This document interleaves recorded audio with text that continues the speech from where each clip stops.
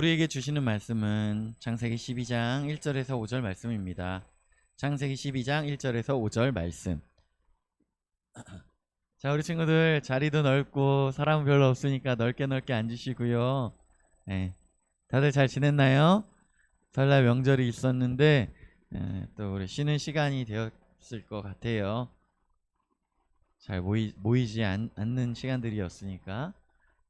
그리고 이렇게 항상 우리 김영준 선생님이 중고등부 친구들 주라고 간식을 사비로 준비를 해주시는데 전사님이 막 여기다가 놓고 까먹고 안 주고 이래가지고 오늘은 내가 기필코 까먹지 않으리라 하고 여기다가 이렇게 다 보이는 데 놔뒀어. 자, 전사님이 오늘은 우리 혜찬이 한번 주고 싶어. 혜찬이 잠깐 나오세요. 혜찬이가 이제 앞으로 현수 형에 이어서 드럼 친다고 저번에 토요일날도 나와가지고 연습하고 막 이랬던 장면을 전사님이 기억해가지고 더 열심히 하라고. 들어가세요 빨리. 이거 박수도 쳐주시고. 네, 자, 창세기 12장 1절에서 5절 말씀 다 찾았나요? 예, 우리 교독하겠습니다. 전사님 먼저 읽을게요. 여호와께서 아브라함에게 이르시되 너는 너의 고향과 친척과 아버지의 집을 떠나 내가 내게 보여줄 땅으로 가라.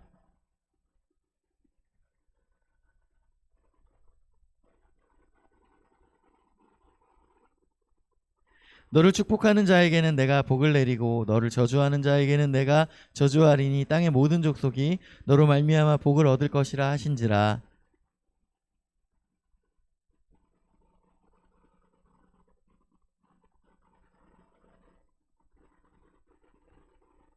같이 읽습니다. 시작.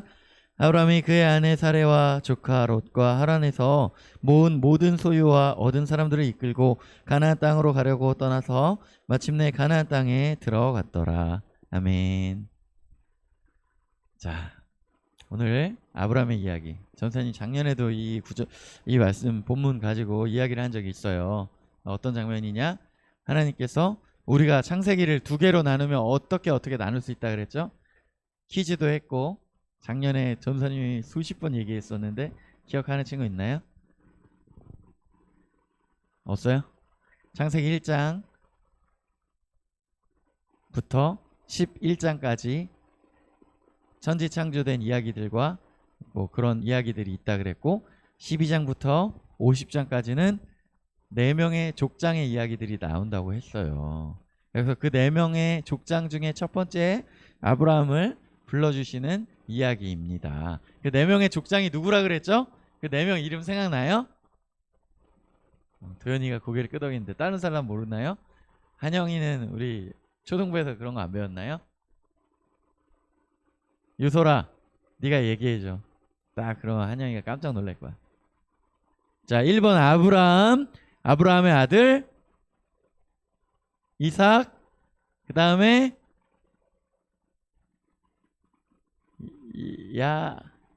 야곱, 그 다음이 요셉. 이렇게 4명의 족장이 있었다 그랬죠. 그 중에 첫 번째 아브라함을 하나님께서 부르시는데 그때까지 아브라함은 어떤 집안 사람이었냐? 아브라함의 아버지 데라가 우상을 만들어 파는 사람이라고 이야기했어요. 근데 이때 당시에 우상을 만들어 파는 사람이라는 게 그냥 우상을 이렇게 조각해 가지고 자, 이거 3,000원입니다 하고 파는 그런 장사하는 사람이 아니라 그 우상을 만들고 그 신에게 제사를 드리고 그러면서 돈을 받고 사람들에게 그 우상을 나눠주는, 한마디로 다른 종교의 지도자급이었다는 거예요. 우리 친구들도 국사 시간에 막 배우죠. 고대의 어떤 그런 종교의 지도자, 이런 사람은 단순히 물건을 팔고 돈 받고 이런 정도의 사람이 아니라 꽤 힘이 있고요, 꽤 돈이 있고요, 그런 지역의 어떤 지도자라는 거였어요. 그런데 그 데라의 아들이 바로 아브라함이었다는 거죠. 그럼 아브라함은 무슨 말이에요? 한마디로 돈이 있고 힘이 있는 집안의 사람이었다는 거예요. 근데 하나님께서 그 아브라함을 선택하시고 부르실 때 뭐라고 말씀하시냐면 친척 아비집을 떠나 내가 지시할 땅으로 가라 라고 말씀하세요. 부족 사회였겠죠. 친척들이 다 같이 모여서 살았을 거예요. 그리고 데라는 힘도 있고 돈도 있었다고 했어요. 하나님께서 그것들을 다 떠나버리라는 게 무슨 말이에요? 하나님이 아닌 우상을 통해서 벌어진 그 돈과 힘을 버리고 나를 따라오라. 그러면 내가 너를 인도할 것이고 너에게 새로운 힘을 내가 줄 것이다. 말씀하시는 거예요. 그런데 여기에서 우리가 특별하게 봐야 될 것이 뭐라 그랬어요? 자, 너는 그러면 이제 떠나서 부산으로 가라. 포항으로 가라. 이렇게 명확하게 말씀해 주셨으면 아, 내가 포항까지 가는데 며칠이 걸릴 것이고 그 며칠 동안은 그러면 우리가 먹고 가려면 얼마의 식량이 필요하고 이런 것들을 계산해서 미리 준비할 수가 있었을 거예요. 그리고 목적지를 알게 되면 어떻게 돼요? 일단 마음이 편하죠. 그런데 하나님께서는 오늘 명확한 목적지를 알려주시는 것이 아니라 내가 지시할 땅으로 가라. 무슨 말이에요? 하나님을 믿고 일단 출발해라 하는 거예요. 근데 아브라함이 믿음의 조상이라는 별명을 갖게 된 게 정말 하나님을 향한 대단한 믿음을 가지고 있었다는 거예요. 어디로 가야 할지도 모르는데 그 아버지의 재산과 힘을 버리고 하나님을 따라오라는 거예요. 하나님께서는 약속을 하시죠. 어떤 약속을? 축복을 약속하세요. 너를 축복하는 자에게는 내가 복을 내리고 너를 저주하는 자에게는 내가 저주하리니 너는 복의 통로가 되라. 그런데 옛날 성경에 보면 이게 복의 근원이 되라, 복의 시작이 되라는 얘기예요. 하나님께서는 아브라함을 부르시고 그 아브라함 한 사람에게 복을 주시려고 하는 것이 아니었어요.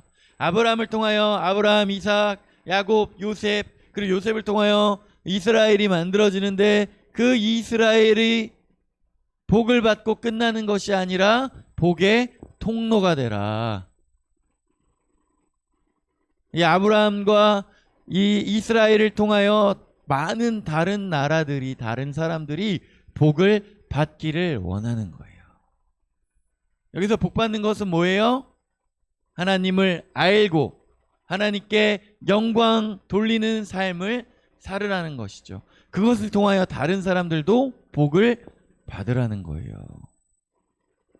내가 먼저 아브라함처럼 하나님을 믿고 복 받는 삶을 살아갈 때에 그것으로 끝나는 것이 아니라 나를 복의 통로로 부르셨다는 거야. 우리 은수를, 도연이를, 현수를 복의 통로로 부르셨다는 거야. 나를 통하여 다른 사람들이 복을 받게 되는 거예요. 하나님을 알게 되는 거. 그럼 우리 친구들은 어떠한 삶을 살아야 할까요? 우리 친구들에게는 어떠한 힘이 있을까요? 아브라함은 두 가지 중에 한 가지를 선택해야 했습니다. 어떤 거예요? 첫 번째는요, 우리 육신의 아버지에게 힘이 있는데 옛날부터 이 막 우상 숭배하는 것들 만들어 가지고 팔면서 돈이 있고 그리고 그 영적인 제사장이라고 해서 그 힘이 있었는데 그것을 의지할 수도 있었고요, 하나님을 전적으로 의지할 수도 있었어요. 그런데요, 아브라함이 하나님을 믿고 따라가지만 순간순간 넘어지는 일들이 있어요. 두려워하면서 하나님을 온전히 의지하지 못하는 장면들이 나와요.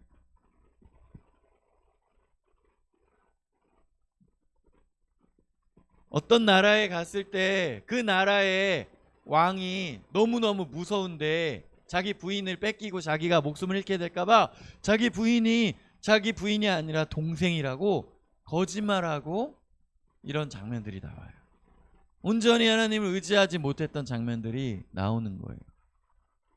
우리의 인생이 그래요. 우리 친구들 하나님께서 너무너무 사랑하시고 그래서 한 명 한 명을 부르셨어요. 자, 가은아, 다혜야, 혜찬아, 너희들을 이제 하나님의 복의 통로로 사용하겠다. 그런데 우리 친구들 어때요? 우리가 이제 하나님의 뜻대로 살아가는 게 쉬워요? 그렇지 않죠. 예전에 그 아브라함이 데라가 정말 풍족하게 주었던 그런 것들이 많이 있었기 때문에 그것들을 의지하고 싶은 마음들이 우리 안에 있다는 거예요. 그런데 우리는 그 풍족한 것들 떠나서 하나님을 의지하고 살아가야 한다는 거예요. 우리 친구들도 아직 어리지만 뉴스를 볼 것이고 뉴스 안 보면 인터넷도 할 것이고 그러면서 요즘 사회 분위기를 돌아가는 것을 알 수가 있을 거예요. 그렇죠? 알아요? 몰라요? 요즘에 보면 우리 교회들이 어느 정도 비판받고 욕 먹고 있는 것들을 우리 친구들 알 거예요. 그런데 그 어떤 그 욕 먹고 있는 요소 중에 세상 사람들은 다 교회인 줄 아는데 거기에 보면 우리가 작년에 열심히 공부했던 것처럼 이단의 세력도 있고 교회가 아닌 것도 있죠. 그런데 교회도 있어요. 왜 그럴까?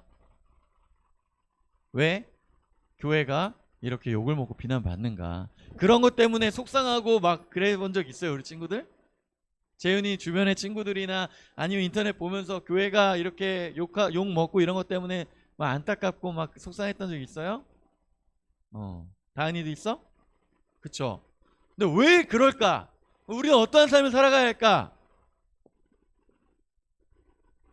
전사님 어떻게 생각했냐면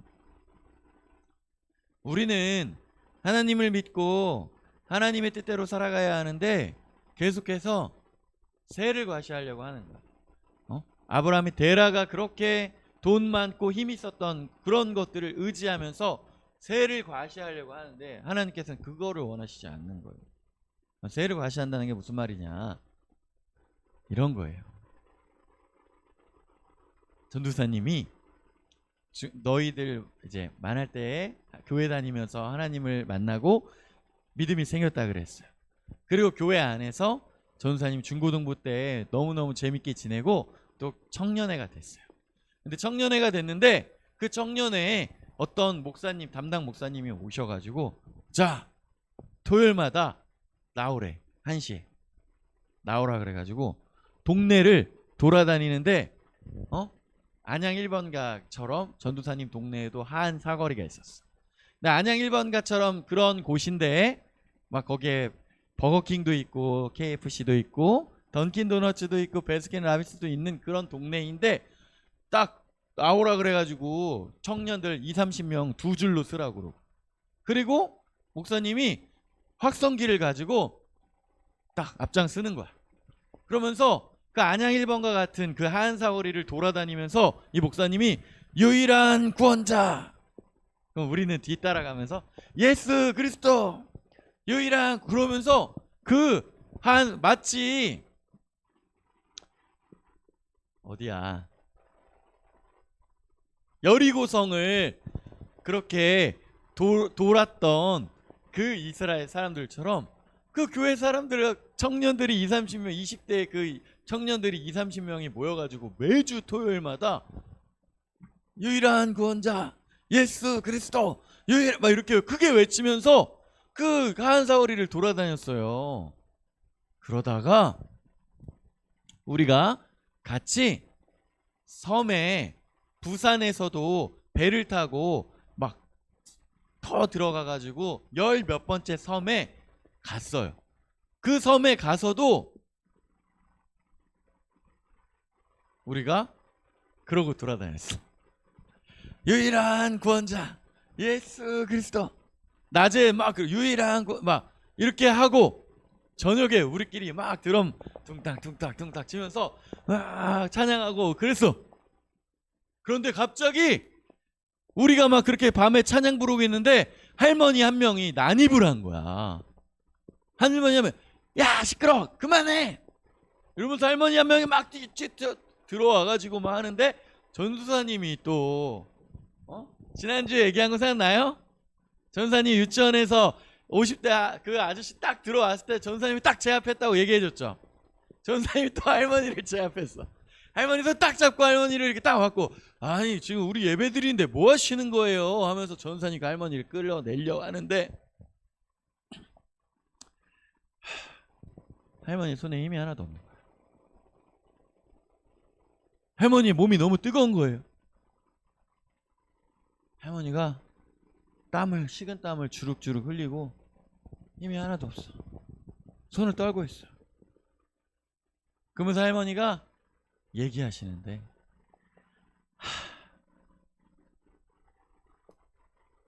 낮에 계속 밭에서 일하고 햇빛 비치는데 일하고 몸살이 나가지고 너무 힘들어가지고 쓰러져 있는데 쿵쾅쿵쾅쿵쾅 해서 잠을 못 자겠다는 거야. 얼마나 힘들면 거기에 쫓아오셔가지고 그만하라고. 잠을 못 자겠다. 전사님 또 얼마나 힘이 셌겠어. 20대 그 힘이 없는 할머니를 전사님 단번에 이렇게 붙잡았는데, 할머니 그렇게 막 손 떨면서 힘이 없는 모습을 보면서 전사님 너무 부끄러웠어요. 드럼 친 그 친구, 청년회장 내 친구, 지금은 목사님 돼서 훌륭하게 사역하고 계신데 울었어. 무릎 꿇고 아이고 죄송합니다. 뭘까요?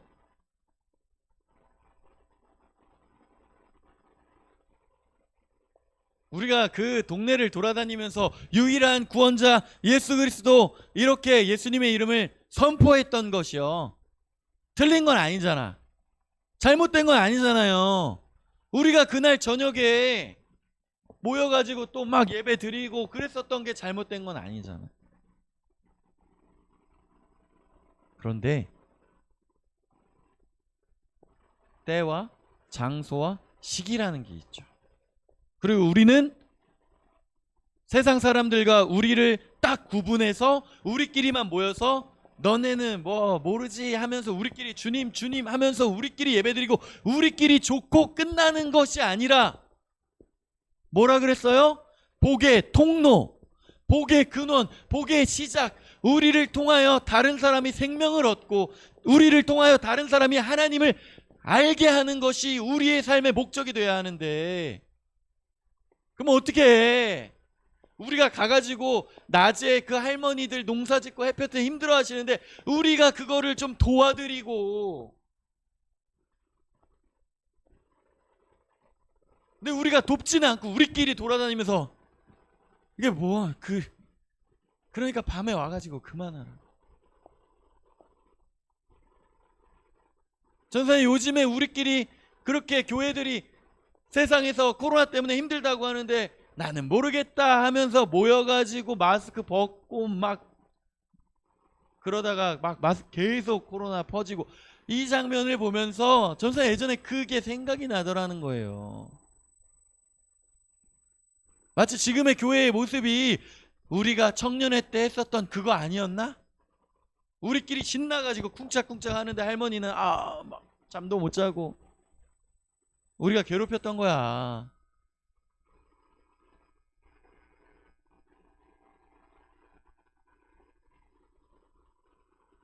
우리 친구들 마스크 벗지 마시고, 전사님도 이거 있어서 마스크 지금 벗은 거지, 전사님 이거 없으면 마스크가 낍니다.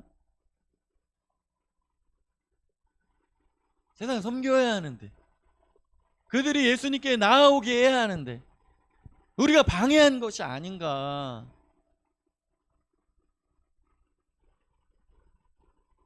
그리고 얼마 후에 전도사님 교회에 새로운 담임 목사님 부임하셔가지고 청년들 그 토요일 날 맨날 뭐 하고 다니냐고, 우리 돌아다니면서 동네 돌아다니면서 유일한 구원 이거 한다 그랬더니, 야 그런 거 하지 말고 매주 청년 20명이 돌아다니면서 길에서 쓰레기나 주스라고. 길에서 쓰레기 주웠으면 그 얼마나 많이 치우고 그 동네 깨끗해졌을 텐데 1시간 동안 그러고 다녔냐고, 목사님이.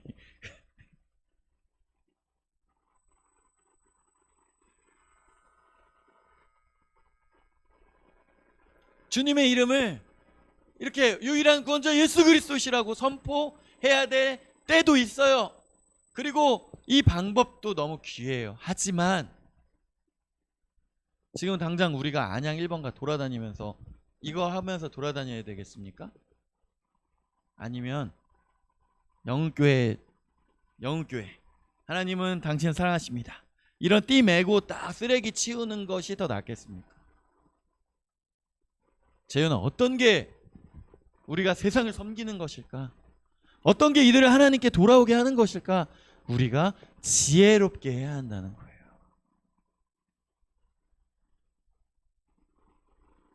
방해를 하면 안 된다는 것이지. 전사님 참 그때 그래서 그 할머니를 붙잡은 손이 너무 부끄러웠고요, 너무 마음에 안 봤어요. 그러면서 우리가 다른 것을 욕할 필요가 없어요. 내가 어떻게 살아가야 할까? 내가 어떻게 살아가는 것이 복의 통로로 살아가는 것인가? 고민해야 해요. 자, 전사님 어렸을 때는 교회를 다닌다고 하면요, 너 그래?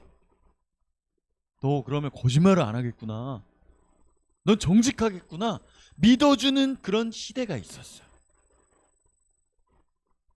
그런데 요즘에 어때요? 우리 친구들, 도현이가 이제 고등학교 딱 졸업하고 대학교 가기 전에 한 달 동안 편의점에서 아르바이트 하려고 하는데, 저 교회 다닌다고 딱 이야기하면 편의점에서 야, 그래 도현아, 너는 교회 다니니까 너는 되게 모범적이겠구나, 거짓말 안 하고 착하겠구나 이럴까? 아니면 교회?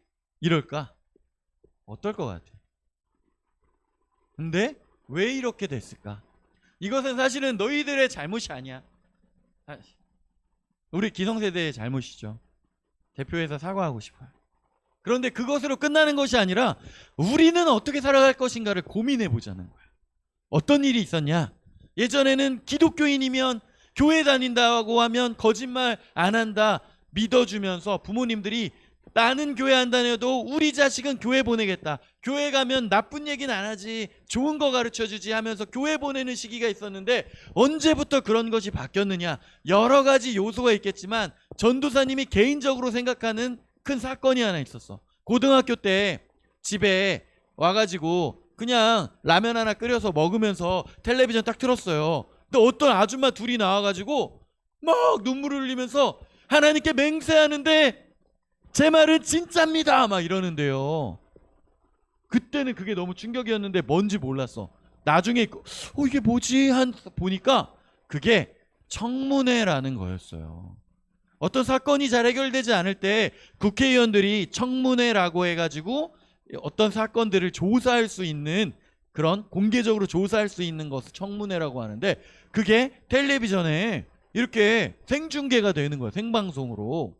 그런데 그때 도대체 이게 뭔가 하면서 봤더니 나중에 인터넷 찾아보니까 이게 옷 로비 사건이라는 거였어요. 그때 당시에 막 외무부 장관, 검찰총장 막 이런 고위급 인사들의 부인들이 연루가 되어 있었던 것인데, 이 부인들이 어떤 사장이 외화 밀반입으로 조사를 받게 될 위기에 처하니까 우리 남편 조사 좀 안 받게 해주세요, 검찰총장님 좀 소개 좀 해주세요 해가지고 비싼 옷 갖다 주고, 또 검찰총장한테도 비싼 옷 갖다 주고, 부인들끼리 그렇게 비싼 옷을 선물하면서 로비를 일으키는 그런 사건이 있었다는 거야. 그래서 그 사건이 문제가 돼서 조사를 하는데, 이 사람들이 양쪽에서 나는 하나님께 맹세합니다 하면서 눈물을 철철 흘리면서 얘기하는데, 상대편도 나도 하나님께 맹세합니다 이러면서 서로 그렇게 이야기하는 게 뉴스에 생중계로 전국에 방영이 되는데, 이게 뭐야? 둘 중 한 명은 거짓말인데 둘 다 하나님께 맹세한대. 그런데 이 사람들이 모 대형 교회에 다니는 권사님들이었고, 이분들이 교회에 있는 그 봉사 단체를 통하여서 같이 봉사 다니면서 이렇게 알게 된 거야. 그래가지고 서로 그렇게 로비하면서 자기가 조사받을 것, 범죄 저지른 것들 조사받지 않게 해달라고 하는 통로로 사용된 거예요. 이런 게 생중계로 나간 적이 있었다는 거야, 전국에.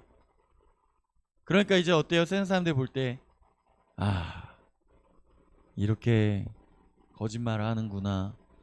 범죄 저지르고 교회 다니는 사람들이 이렇게 로비를 하는구나. 전국에 방영되는 일이 일어났던 거예요. 전사님 고등학생 나이, 딱 너희 나이, 도현이, 현수 나이에 텔레비전 보면서 너무 충격을 받은 거야. 그러면서 전사님 그렇게 생각했어. 이제 많은 사람들이 교회 다니는 사람을 신뢰하지 않겠구나. 많은 사람들이 그리스도인들도 눈 하나 깜빡 안 하고 저렇게 거짓말할 수 있구나. 무엇을 위해서? 자기 자신의 이익을 위해서.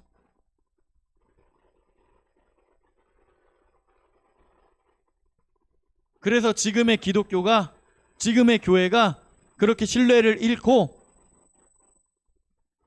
손가락질 당하는 상황이 시작되었어요. 이런 분위기를 만든 기성세대로서 전사님도 우리 친구들에게 사과하고 싶어요. 그런데 물어보고 싶어요. 너희는 어떻게 살아가고 있니? 너희는 어떻게 살아가고 있니? 봉사활동 하는 게 나쁜 거야? 그러면 이제 봉사활동, 교회 봉사활동 금지시켜야 돼? 아니죠. 뭐가 잘못됐어요? 그 봉사활동을 통하여 어려운 사람들 돕고 하나님께 영광 돌리기 위해서가 아니라,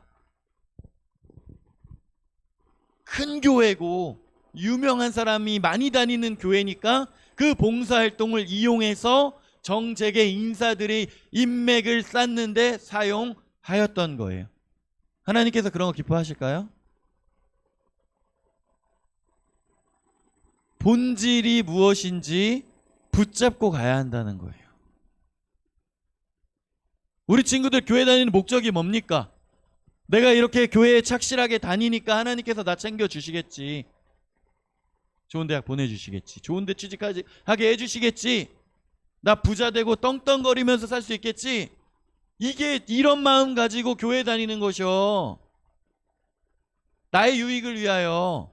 이게 아까 그 사람들을 하고 뭐가 다르냐는 거야.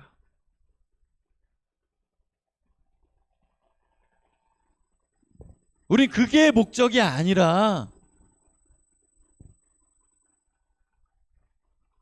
정말 하나님의 영광을 위하여, 그리고 정말 하나님의 그 자비하신 사랑을 가지고 주변의 어려운 사람들을 챙기고 돕는다는 거야. 그런 사심 없이. 그러면 어떻게 돼? 그러면 우리가 부유해지고 풍족해지고 뭐 이런 것들은 따라오는 거예요. 근데 또 안 따라오면 어때? 우리가 이미 하나님의 영광 가운데 하나님과 동행하고 있는데.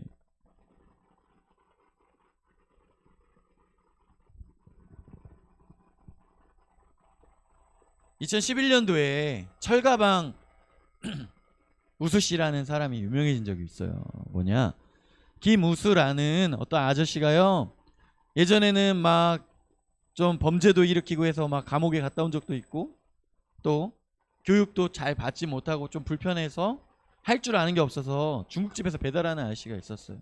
근데 이 중국집에서 배달하는 아저씨가 그냥 성실하게 열심히 배달하다가 교통사고를 나서 죽게 돼요. 근데 이 아저씨가 가족도 없다 그러고 뭐 막 아는 사람이 없어.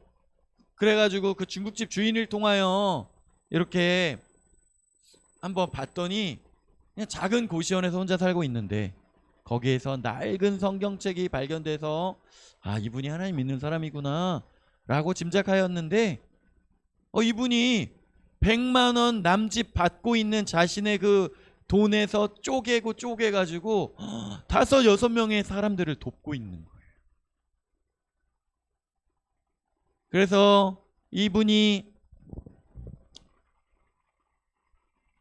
그 사연이 알려지게 돼서 의인 돌아가셨지만 대통령 표창을 받게 되고 이 분의 장례식에 이분에게 도움을 받았던 사람들뿐만 아니라 그때 당시 대통령이었던 이명박 대통령의 부인이신 그 김윤옥 여사까지 장례식에 참석하게 되고 이게 알려지면서 수많은 사람들이 거의 몇천 명이 그 장례식에 참석하면서 그 사람의 사연이 알려지게 되고 그래서 추후에 철가방 우수씨라는 영화가 만들어져서 최수종 배우님을 비롯한 많은 사람들이 이런 아름다운 이야기는 알려져야 된다 해서 재능 기부해서 이게 정말 제작비 빵원을 통해서 영화가 만들어지고 수많은 사람들에게 알려지는 일이 있었다는 거예요. 이 김우수 아저씨가 배운 것 없고 가진 것 없었지만 그렇게 할 수 있었던 원동력이 무엇일까? 나는 이 사람은 하나님의 정말 그 진짜 사랑을 아는 사람이라고 생각해요. 나를 용서해 주시고 나를 이끌어 주시는 그 하나님의 사랑을 진짜 아는 사람이기 때문에 자신이 영광받고 자신이 유명해지고 자신이 안락해지는 것을 원하는 것이 아니라 내가 받은 이 조그만 것 가지고라도 내가 정말 다른 사람을 돕겠다라고 하는 주변의 사람들을 돌아보았던 그 마음. 그러니까 하나님께서 그를 그렇게 아무도 모르게 놔두시지 않으시고 드러내시고 그 사람의 이야기가 알려지게 하시는 거예요.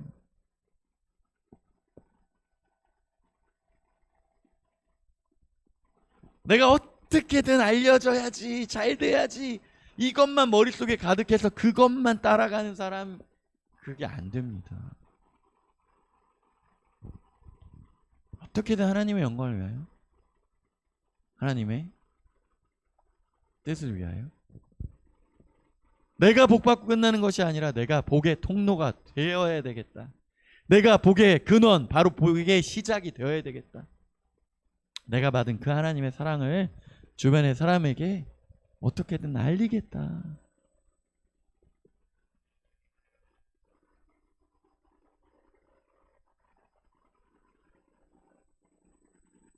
전도사님이 그런 거 봤다 그랬잖아요. 오늘이 그 교회에서 그렇게 정재계 인사들이 그렇게 했었던 교회 모습 보고 전도사님이 또 이렇게 살아가면서 이 코로나 시대에 세상 사람들을 섬겨야 될 그러한 교회들이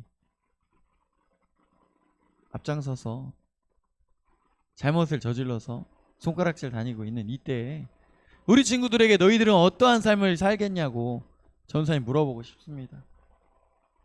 속으로 엄마 아빠만 아니었으면 나도 교회 안 다녀. 내가 제일 먼저 교회 욕할 거야. 이러지 말고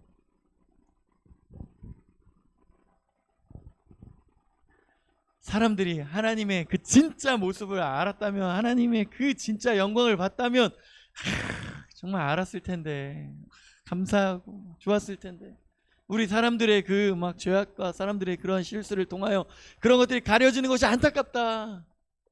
그래서 내가 좀 주변을 겸손하게 섬기며 잘못 알려져 있는 그 교회의 모습들을 회복시키며 살아가고 싶다.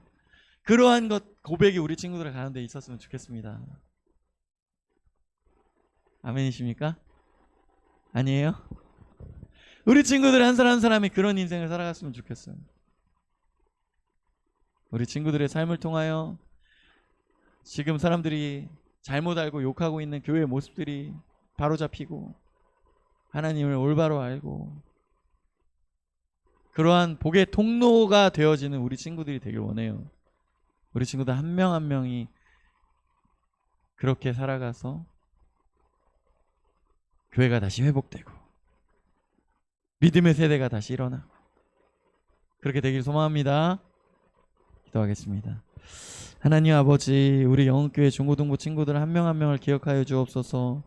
우리 친구들 정말 하나님의 놀라우신 사랑 안에 거하게 하시고 하나님의 그 은혜 가운데 거하게 하시고 우리 친구들의 삶을 통하여 지금 사람들이 잘못 알고 있는 하나님의 그 영광, 교회의 모습들 바로잡혀지는 놀라운 역사가 일어날 수 있도록 하나님 인도하여 주시고 주님 붙들어 주시옵소서.